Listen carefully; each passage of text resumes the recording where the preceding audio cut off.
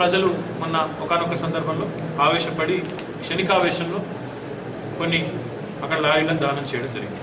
పోలీసులు ఇక్కడ జరిగిన ఓవరాల్ సంఘటన చూస్తే పోలీసులు కేసులు పెట్టారు. కేసుల్లో దళితులు ఉన్నారు, ఎస్టీలు ఉన్నారు, బలహీన వర్గాల బీసీ ప్రజలు ఉన్నారు. ఇందులో దళిత కోణము లేదు, ఇసుక మాఫియా అంతకంటే లేదు. ఇక్కడ ఇసుక మాఫియా ఉంటే ప్రభుత్వానికి పైసలు రావు. దళితుల్ని మాత్రమే టార్గెట్ చేశారనేది అయితే ఒక దురుద్దేశపూరితమైన వ్యాఖ్యానం చేస్తూ ఉన్నారు. అది అందులో ఎంత మాత్రం వాస్తవం లేదు, అసంబద్ధమైన వాదం. ఎందుకంటే ఈ కేసులు అందరి మీద కూడా పెట్టున్నారు. జరిగిందల్లా ఒకటి మాత్రం వాస్తవం. ఇందులో ఇప్పుడు నేను వాళ్ళందరినీ కూడా కలిసిన తర్వాత వాళ్ళందరూ కూడా చెప్తుంది ప్రభుత్వానికి వ్యతిరేకంగానో లేదో దళితుల మీద దాడి అయితే బయట నాయకులు మాట్లాడుతున్నారో వారు ఎవరు కూడా మాట్లాడలేదు. వారు అంటుందల్లా పోలీసులు మమ్మల్ని హింసించారు, పోలీసులకు మమ్మల్ని హింసించే అధికారం ఎవరిచ్చారని అడిగారు. ఆ విషయంలో నేను వారికి చెప్పింది కూడా డిఐజీ గారి స్థాయిలో ఒక విచారణ జరుగుతూ ఉంది, విచారణ ప్రారంభమైంది.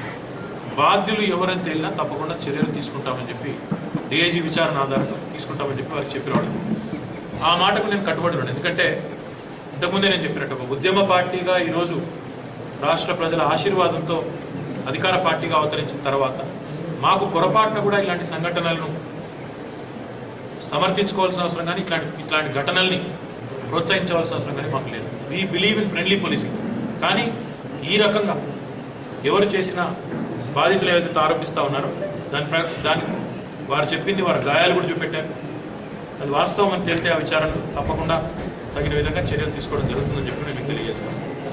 దాంతో ఇప్పటిదాకా అన్ని పార్టీల నాయకులు వచ్చినారు, మాట్లాడినారు, చాలా రకాల విమర్శలు చేసినారు, దీని నుంచి రాజకీయంగా లబ్ధి పొందే ప్రయత్నం చేశారు. నేను వారిని సూటిగా రెండే ప్రశ్నలు అడగదలుచుకున్నాను. ఒకటి, మీరందరూ వచ్చారు, పోయారు, పరామర్శించారు, సరే దుమ్మెత్తిపోసారు, అదంతా ఓకే. మీ తిట్లు ఎప్పుడైనా మేము దీవెనలుగానే భావిస్తాం, మాకేం వచ్చిన నష్టం లేదు. కానీ నా నియోజకవర్గంలోని ప్రజలకి నాకు ఎడం పెంచే ఒక ప్రయత్నం, దూరం పెంచే ప్రయత్నం మీరు ఏదైతే చేస్తూ ఉన్నారో అందులో మీరు సఫలీకృతం కాలేరు. ఎందుకంటే మీరంతా టూరిస్టులు, వచ్చి పోయి తిట్టిపోయేటోళ్ళు. అల్టిమేట్గా ఈ ప్రజల పక్షాన్ని నిలబడేది, వారితో ఉండేది, వారి బాగోగులు వారి బాధ్యతలు చూసుకునేది ఖచ్చితంగా టీఆర్ఎస్ పార్టీ, వారు గెలిపించిన ప్రజాప్రతినిధిగా నేను. కాబట్టి ఆ బాధ్యత నాది. నేను ఇప్పుడే ఆ బాధితులు ఎవరైతే ఉన్నారో వారికి సంబంధించిన లాయర్లతో కూడా మాట్లాడడం జరిగింది.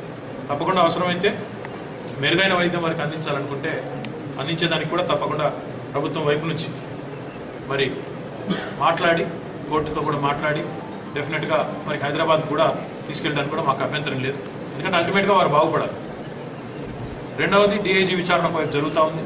తప్పకుండా అందులో మరి ఎవరి మీద అయితే బాధితులు ఆరోపిస్తూ ఉన్నారో పోలీసులు అత్యుత్సాహాన్ని ప్రదర్శించారని తప్పకుండా అవసరమైతే వారి మీద కూడా చర్యలు తీసుకోవడం జరుగుతుంది.